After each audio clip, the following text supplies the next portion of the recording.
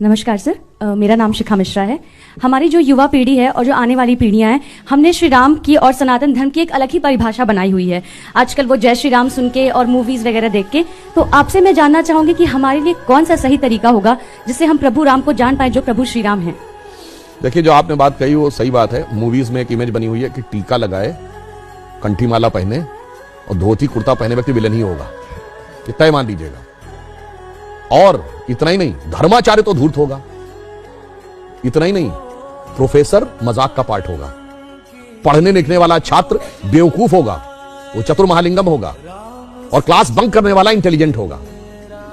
Pocket मारने वाला व्यक्ति जो होगा वो तो उदार होगा, क्योंकि वो चोरी करके बांट रहा होगा। ठीक। और जो बिजनेसमैन है या जो नौकरी कर रहा, वो बेवकूफ टाइप का दिखाया जाएगा, वो जिंदगी की दौड़ में पिछड़ता दिखाया जाएगा। अरे बहुत सारी चीजें दिमाग में भरी गई हैं फिल्मों में। ये बताइए, ये फौजी के डिसिप्लिन का मजाक उड़ेगा। हर हिंदी फिल्म में साउथ इंडियन मजाक का पार्ट होगा। हम लोग के जन्म के आसपास के जमाने की फिल्म वो कौन सी थी, पड़ोसन, मास्टर पिल्लई, एक चतुर नार करके सिंगार, वो भी मजाक के पार्ट होंगे। और अभी इधर कौन सी फिल्म थी इसमें खजाना खोजने के लिए जाते हैं, जिसमें वो कहता है कि गोवा तक पहुंचने के लिए कितना टाइम लगेगा। उसने कहा जब तक नाम बताऊंगा तो बता देगा, श्रीनिवास, वेंकटेश, फलाना, अय्यर। उसका ही मजाक। भाई ये क्या है, उत्तर दक्षिण में लड़ाना है। हर फिल्म में सरदार मजाक का पार्ट होगा। बहुत बड़ा षड्यंत्र था ये, एक लेफ्टिस्ट एजेंडा था। और इसमें मैं ये नहीं कह रहा हूं कि इस फिल्म वालों ने जान के किया है, वो तो बेचारे खुद भी नहीं जानते। उनका माइंडसेट ऐसा कि उसके टूल बन गए। तो नई पीढ़ी ने तो बहुत कुछ ऐसा ही देखा है और ये बड़े करीने से उसके दिमाग में बैठा दिया गया है। अरे भाई, हम लोग भी बच्चे थे तो ऐसी बात रहती थी, बाबा आ जाएगा, झोली बाबा पकड़ के ले जाएगा, तो मतलब वो दाढ़ी वाला बाबा ही झोली होगा। और मैं किसी के प्रति अवमानना नहीं करना चाहता, मगर एक बात बताइए, कभी किसी मौलवी को नेगेटिव रोल में दिखाया गया तो बताइए। इवन आतंकवाद वाली फिल्मों में भी उसको कैरेक्टर रोल में दिखाया जाएगा। ये सोचने की बात है।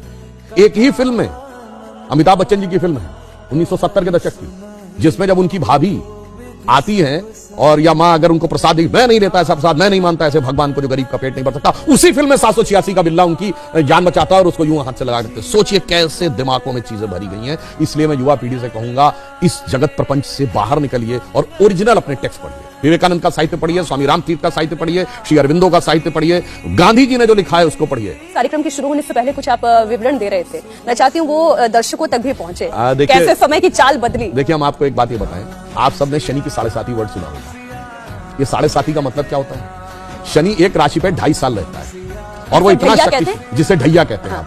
एक उसकी इतना शक्तिशाली होता है कि एक राशि आगे और एक राशि पीछे तक इंपैक्ट करता है। यानी कोई बहुत पावरफुल है तो उसका इंपैक्ट एक स्टेप आगे, एक स्टेप पीछे। तो 2.5, 2.5, 2.5, 7.5। तो कहते हैं ना, पहली ढैया, दूसरी ढैया, तीसरी ढैया। 12 राशियां हैं तो टोटल कितना हुआ? 12 × 2.5, 30 ईयर्स। तो शनि का रोटेशन साइकिल 30 ईयर्स है। भगवान राम के भी तो 7.5 लगी थी, तो बन गए थे। तो 2.5 साल मतलब 30 साल का रोटेशन साइकिल शनि का है। तो हमें हजारों साल से पता था, इनको कब पता चला? अभी 100-200 साल पहले। और ये बताते हमको, यार हम साइंटिफिक थे, तुम नहीं थे। मेरे भाई, तुमने तो कहा सूर्य पृथ्वी के चारों ओर घूमता है। और मजे की बात जानते क्या है? गैलीलियो ने कहा 1633 में कि सूर्य पृथ्वी के चारों ओर घूमता है, ये गलत है, पृथ्वी सूर्य के चारों ओर घूमती है। तो उसको कह दिया गया कि तुम्हारी मौत की सजा दे दी जाएगी। उसने माफी मांगी, उसको अपराधी चर्च का घोषित किया गया, चर्च का अपराधी। और वो चर्च के अपराधी की श्रेणी में जानते कब तक रहा है? 1992 तक। पोप जॉन पॉल II ने उसका नाम हटवाया। वरना जिस जमाने में स्पेस में सैटेलाइट पहुंच गया, आदमी 69 में चांद पहुंच गया, और तब तक वो इस बात के लिए दोषी था। मगर कोई नहीं कहता उनसे कि आपके धर्म में कोई आपत्तिजनक बात लिखी हुई है, इसे हटाने की आवश्यकता है। मगर जहां सबसे साइंटिफिक बातें लिखी हैं, वहां पे लोग कहते हैं कि इसमें हटाने की आवश्यकता, उसको हटा। इस षड्यंत्र को समझना चाहिए। इस षड्यंत्र को आप भली बात समझें तो आपको समझ में आएगा कि जो सभ्यता सर्वाधिक उदार है, उसी सभ्यता के साथ सबसे अधिक छल किया जाता है, जिसे हम कहना चाहेंगे आजादी का अमृतकाल है। तो हम कहते थे ना, हो गए हैं स्वप्न सब साकार, कैसे मान ले हम, टल गया सर से व्यथा का भार, कैसे मान ले हम। राष्ट्र को है लोग भूले, स्वार्थ है युग मंत्र सारा, वर्ग जाति विभेद की अब बह रही है कलुष धारा। इस अमा के तिमिर को, यानी अमा अंधकार, तिमिर मतलब अंधकार, रात्रि के अंधकार को अब अरुणिमा क्या मान ले हम। टल गया सर से व्यथा का भार, कैसे मान ले हम। और आगे की लाइन सुनिए, वो महत्वपूर्ण है। वेशवाणी तत्व दर्शन दूसरों से यह सभी ले, विकृति को हम ग्रहण करते, निज प्रकृति को आज भूले। इस विदेशी नकल को अब अस्मिता क्या मान ले हम। हो गए हैं स्वप्न सब साकार, कैसे मान ले।